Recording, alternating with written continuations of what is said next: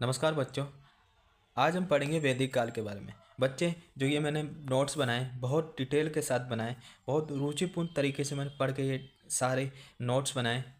तो वैदिक काल से आरंभ करेंगे और वैदिक काल के जितने भी हम आज पढ़ेंगे, यानी आज हम पढ़ेंगे ऋग्वेदिक संस्कृति।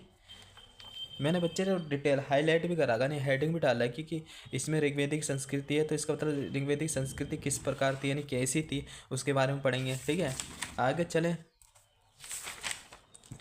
तो ये ऋग्वेदिक काल में जो पार्थिव और भौतिक जीवन था कैसा था, वो सब डिटेल से लिखा हुआ है। ये रुचिपूर्ण तरीके से, इंटरेस्टिंग तरीके से मैंने ये नोट्स बनाए। एक भी मैंने पॉइंट नहीं छोड़ा और पॉइंट टू पॉइंट मैंने ये सारे नोट्स बनाए। ठीक है, कॉम्पिटिटिव एग्जाम के लिहाज से, यानी यूपीएससी हो, एसएससी हो, सीजीएल हो, ये बहुत ज़्यादा इंपॉर्टेंट होते हैं। ठीक है, तो आप ये जानते हैं। तो बच्चे, मैंने एक भी पॉइंट नहीं छोड़ा है। ये नोट्स ऋग्वेदिक समाज कैसा था उसके बारे में डिटेल से मैंने लिख रखा है ना। और बहुत उपयोगी रहने वाले हैं ये नोट्स आपके लिए।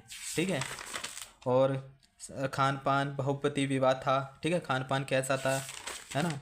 और ऋग्वेदिक राजनीतिक जीवन कैसा था, ये सब मैंने पॉइंट टू पॉइंट लिख रखा है। समिति, आपने सुना होगा, समिति और सभा ऋग्वेदिक राजनीतिक जीवन में कितना इंपॉर्टेंट रखता है ना। और ऋग्वेदिक प्रशासनिक इकाई क्या आते। ठीक है, जन से कोप आते है ना। ऋग्वेदिक में राज प्रशासनिक इकाई इस प्रकार है। ठीक है, ये लिख रखा है मैंने।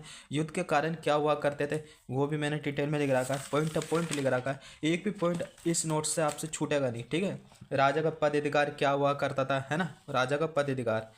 और आगे देखें तो ऋग्वेदिक धार्मिक जीवन कैसा था, है ना, उसके बारे में डिटेल से हम पढ़ेंगे, पॉइंट टू पॉइंट पढ़ेंगे, है ना। और जो इन देवताओं में कुछ महत्वपूर्ण देवताएं हुआ करते थे, जैसे आकाश का देवता, अंतरिक्ष के देवता, पृथ्वी के देवता, सब मैंने इंक्लूड कर रखा है, शामिल कर रखा है नोट्स में। एक भी मैंने कुछ नहीं छोड़ा। ठीक है, और थोड़ा एग्जाम्पल के तौर पे मैंने समझाने का प्रयास करा है, जो मैंने इस स्क्वायर टाइप का बना रखा है ना, कि क्या क्या काम हुआ करता था देवताओं का, है ना। गो, सूर्य, मित्र, ऊषा, रुद्र, याद रहे, है ना। इस सब कुछ मैंने इंक्लूड कर रखा है, एक भी पॉइंट नहीं छोड़ा मैंने, है ना। और भाई मैं सच बता रहा हूँ बच्चों कि ये यूपीएससी, सीजीएल और एसएससी की बिहार पर ये बहुत ज़्यादा इंपॉर्टेंट नोट्स होंगे आपके लिए। वैदिक साहित्य, चार वेद। तो फिलहाल अभी तो ये बाद का हो जाएगा। ठीक है, तो फिलहाल अभी हम यहीं से स्टार्ट करते हैं ना। चलो स्टार्ट करते हैं। तो वैदिक काल, बच्चे आप जानते हैं कि वैदिक काल अध्ययन की सुविधा के लिए वैदिक काल को हमने दो भागों में बांटा है। एक ऋग्वेदिक काल और दूसरा उत्तर वैदिक काल, है ना। आप जानते हैं कि ऋग्वेदिक काल जो है 15 पीसी से लेकर 1000 पीसी के मध्य रहा है। ठीक है, उसके बाद जो 1000 पीसी से 600 पीसी के जो मध्य रहा वो उत्तर वैदिक काल रहा। ठीक है, उत्तर वैदिक काल।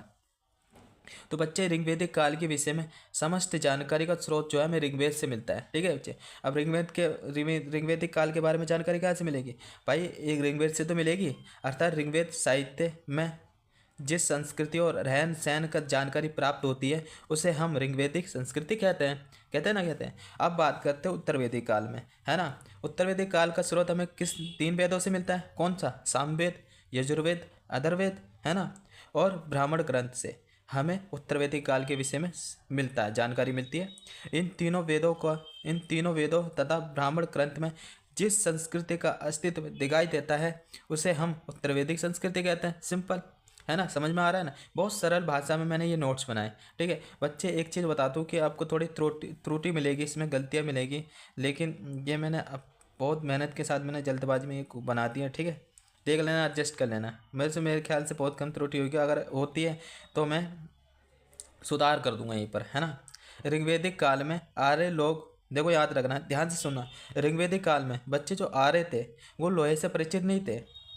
ठीक है, अर्थात ऋग्वेद में, यानी ऋग्वेद लोहे का उल्लेख नहीं हुआ, यानी ऋग्वेद में लोहे का उल्लेख नहीं हुआ। इसका मतलब क्या है, जो आर्य थे वो लोहे से परिचित नहीं थे, है ना। उत्तर, बात करें उत्तर प्रदेश के एटा जिला, ठीक है, उत्तर प्रदेश के एटा जिले के अत्रिची खेड़ा में खुदाई में लोहे के साक्ष्य प्राप्त हुए हैं। यहाँ लोहा 1000 पीसी का है, 1000 पीसी का, याद रखना। और मैंने बताया तो 1000 पीसी का है, यानी 1000 पीसी पे जो है ऋग्वेदिक काल समाप्त होता है और उत्तर वैदिक काल 1000 पीसी और 1000 पीसी से स्टार्ट होता है, 600 पीसी तक रहता है। ठीक है, तो उत्तर वैदिक काल में भरपूर लोहे का इस्तेमाल देखने को मिलता है ना। वीडियो में सही से आ रहा होगा जहाँ तक मुझे पता है, ठीक है। जो कि जो कि उत्खनन से लोहे का प्राचीनतम प्रमाण 1000 BC में प्राप्त होता है, और प्रारंभिक आर्य लोहे से परिचित नहीं थे। याद रखना, प्रारंभिक जो ऋग्वेदिक आर्य थे वो लोहे से परिचित नहीं थे, ठीक है। जिससे ये पता चलता है कि ऋग्वेदिक आर्य का काल 1500 BC से 1000 BC तक रहा होगा, है ना। अब बात करते हैं जो कि अंतरंजी खेड़ा से प्राप्त लोहा 1000 BC का है। अतः ऐसा माना गया है कि उत्तर वैदिक काल का प्रारंभ जो है 1000 BC का है। अर्थात उत्तर वैदिक साहित्य में लोहे का जिक्र हुआ है, और विशेषकर अथर्ववेद में लोहे का जिक्र कई बार हुआ है। यानी अथर्ववेद क्या है, उत्तर वैदिक काल का है। अथर्ववेद उत्तर वैदिक काल का है। सामवेद, अथर्ववेद, यजुर्वेद, ब्राह्मण ग्रंथ, ये उत्तर वैदिक काल का है। यह अथर्ववेद भी उत्तर वैदिक काल का हुआ ना। तो अथर्ववेद में लोहे का जिक्र कई बार हुआ है। अथर्ववेद में लोहे को श्याम आयस कहा गया है ना, श्याम आयस कहा गया है, या कृष्ण आयस कहा गया है अथर्ववेद में, ठीक है, लोहे को। अब बात करते हैं आर्य मूलतः कहाँ के थे भाई। आर्य जो मूलतः थे वो ग्रामीण थे, संस्कृति अर्थात ग्रामीण थे, वो शहरी नहीं थे, ठीक है। 600 पीसी के आसपास उत्तर भारत में 16 महाजनपदों के अंतर्गत अनेक नगरों का अस्तित्व दिखाई देता है। इसलिए माना गया है कि 1000 BC से लेकर 600 BC तक रहा होगा। उत्तर वैदिक काल की बात हो रही है ना। 1000 BC से 600 BC तक की उत्तर वैदिक काल माना जाता है ना। अब बात करेंगे ऋग्वेदिक संस्कृति, वहाँ की संस्कृति कल्चर कैसे थे ऋग्वेदिक, है ना, ऋग्वेदिक कल्चर कहते थे, है ना, उसके बारे में बात करेंगे। भारत में आर्यों का जो भौगोलिक विस्तार था कहाँ से कहाँ तक था भाई। ऋग्वेदिक आर्य के विषय में समस्त जानकारी का स्रोत ऋग्वेद है, ये आप जानते हैं, है ना। और ऋग्वेद में तमाम भौगोलिक नामों का जिक्र आया है, जैसे कि इससे ये पता लगाने में सहायता मिलती है कि वह भारतीय उपमहाद्वीप में आर्यों का निवास क्षेत्र कहाँ पर था, है ना। आप देखो जितनी बार जिस जगह का आया उससे पता लगता है कि भाई आर्य कहाँ पर रहे होंगे, है ना। ऋग्वेद में 25 नदियों का उल्लेख हुआ है, 25 नदियों का उल्लेख हुआ है, याद रखना। ऋग्वेद में 25 नदियों का उल्लेख हुआ है, और ऋग्वेद में सर्वाधिक उल्लेख सिंधु नदी का हुआ है। इससे पता चलता है कि ऋग्वेद आर्य सिंधु नदी के आसपास रहे होंगे, है ना। और जबकि यमुना नदी का उल्लेख 3 बार हुआ है। बच्चे याद रखना, पूछा जाता है एग्जाम में कि यमुना नदी का उल्लेख कितनी बार हुआ है, 3 बार हुआ है ना। और गंगा नदी का 1 बार उल्लेख हुआ है, सबसे कम 1 बार गंगा नदी का उल्लेख हुआ है, और 3 बार जो हुआ है यमुना नदी का हुआ है ना। और 25 नदी का उल्लेख हुआ है, सर्वाधिक उल्लेख किसका हुआ है, सिंधु नदी का। उसके बाद 3 बार उल्लेख हुआ है यमुना नदी का, फिर गंगा नदी का उल्लेख 1 बार हुआ है ना। ऋग्वेदिक आर्य गंगा की घाटी में प्रवेश नहीं हुए थे, याद रखना। इससे पता लगता है कि भाई एक बार जो है गंगा नदी का उल्लेख हुआ है, तो इसका मतलब यह है कि जो आर्य थे, ऋग्वेदिक आर्य थे, वो गंगा की घाटी में प्रवेश नहीं हुआ होगा, जब तो उनका 1 बार उल्लेख हुआ है। स्पष्ट रूप से आर्य सप्त संदेव प्रदेश के निवासी थे। अब बात करते हैं कि सप्त संदेव प्रदेश क्या होता है ना। ऋग्वेद में सप्त संदेव प्रदेश का 7 नदियों का उल्लेख भी होता है बच्चे, है ना। कौन कौन सी, 1 2 3 4 5 6 7 नदियों का उल्लेख होता है।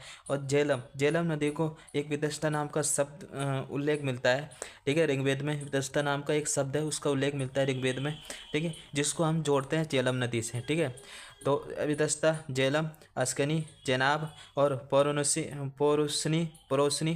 पौरुषनी रावी नदी, ठीक है। और विपाशा, व्यास, शत्रुति, सतलज और सरस्वती नदी। और सरस्वती आप जानते हैं लगभग विलुप्त हो चुके हैं, बिल्कुल ही विलुप्त हो चुके हैं। आज भी ऐसे वैज्ञानिक तर्क करते हैं कि सरस्वती ने आज भी जमीन के अंदर ही अंदर बहती है, ठीक है।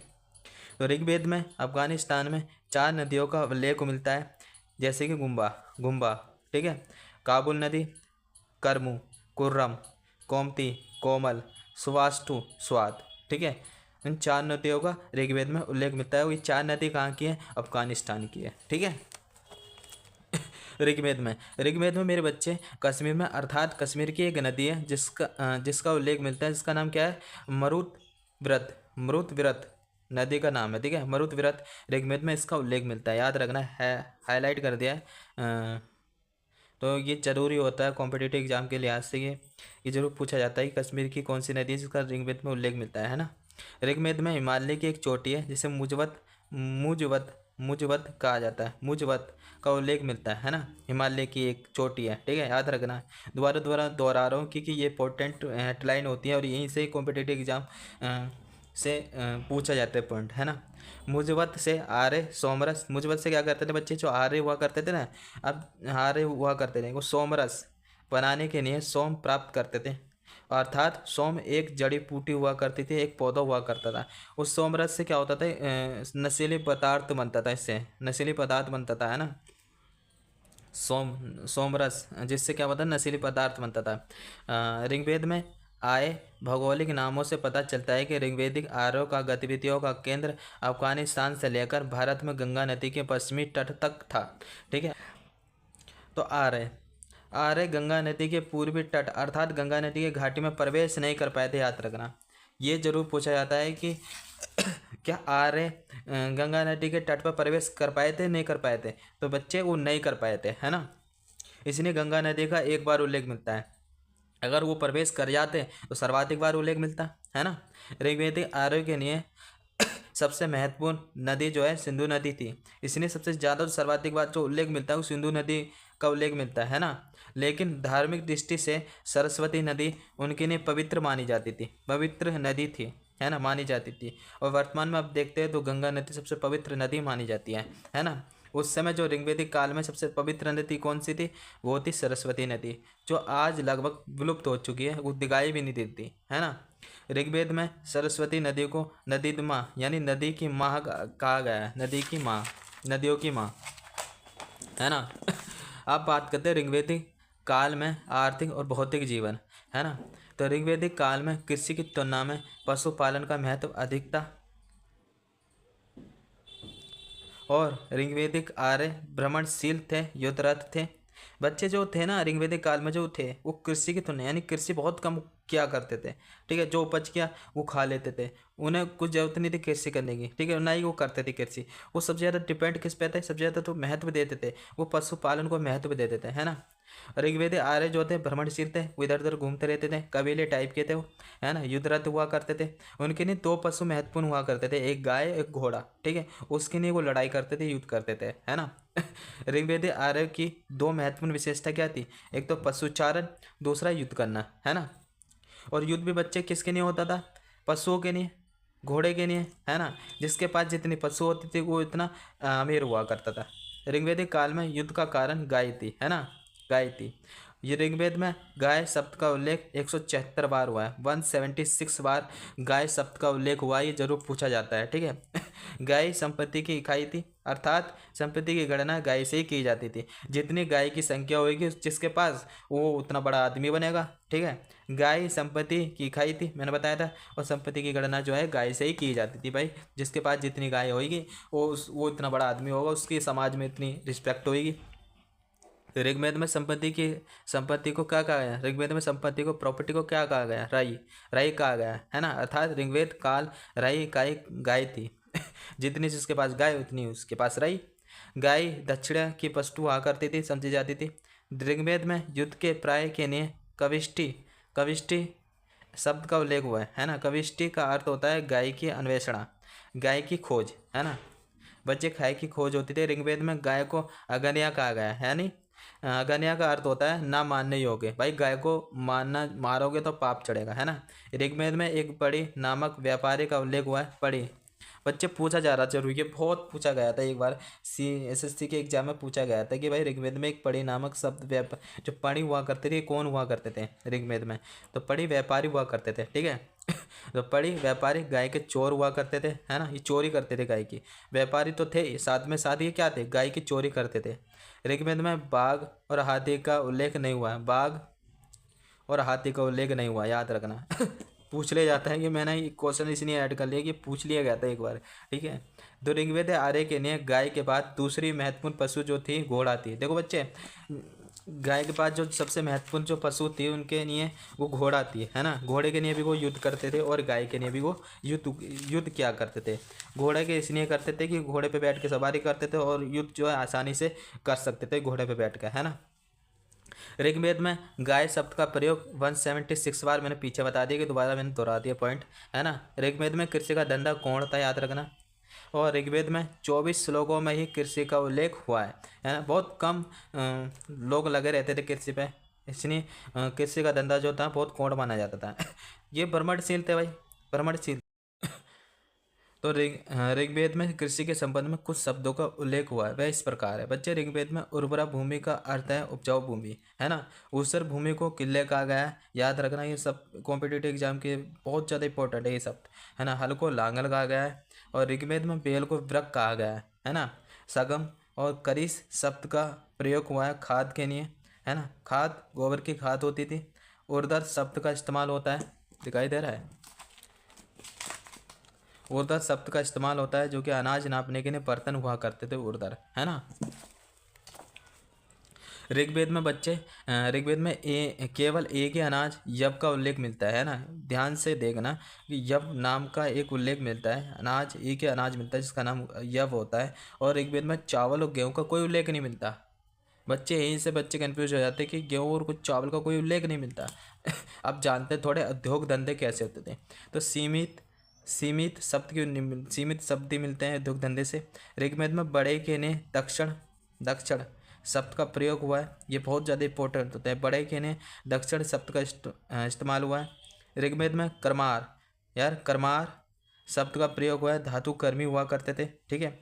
ऋग्वेद में खोने के लिए या सोने के लिए सोने के लिए हिरण्य शब्द का प्रयोग हुआ है ना। ऋग्वेद में तांबे और कांसे को आयस कहा गया है ना। तांबे और कांसे का आयस कहा गया। आप ये जानते हैं कि लोहे की खोज नहीं थी उस समय।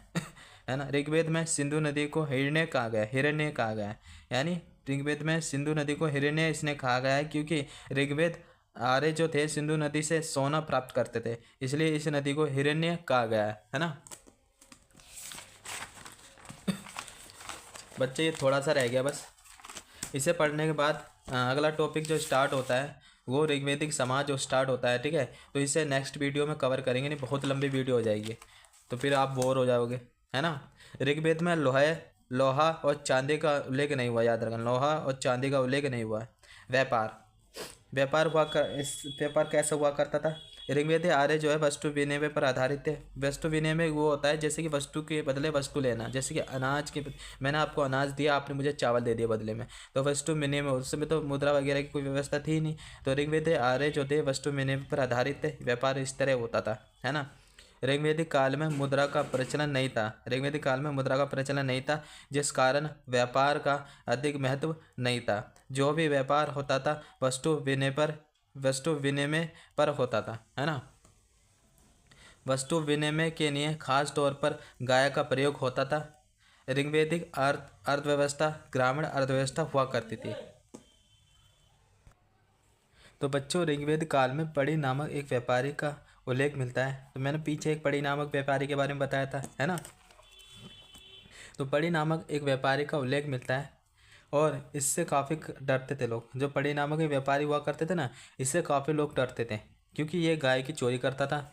दूसरी ओर ये जो पशु के मामले में बहुत ज़्यादा अमीर हुआ करता था, है ना। ऋग्वेद में बैगनाट शब्द का उल्लेख मिलता है, जिसका अर्थ क्या होता है, सूदखोर। बच्चे क्या होते थे, ये सूदखोर हुआ करते थे, है ना। सूदखोर लोगों को ऋण देकर बहुत ज़्यादा निश्चित रूप से न ऋण मुद्रा के रूप में रही होगी और नया ब्याज मुद्रा के रूप में रही होगी, है ना। तो ऋण जो था, लोन ब्याज वस्तु के रूप में था। ऋण जो होते थे ब्याज हुआ करते थे वो वस्तु के रूप में हुआ करते थे। भाई मुद्रा तो थी ही नहीं उस समय, है ना। तो ऋग्वेदिक काल में मुद्रा नहीं होने के कारण कर रोगण प्रणाली संभव नहीं थी। राजा को लोगों द्वारा स्वेच्छा से उपहार दिया जाता था, जिसे बलि कहते थे। तो बच्चे, ये टॉपिक अभी यहीं ख़त्म होता है, लेकिन बहुत लंबा टॉपिक हो जाएगा। तो नेक्स्ट वीडियो में हम ऋग्वेदिक समाज से स्टार्ट करेंगे, ठीक है। और देखते हैं कितना बड़ा टॉपिक है।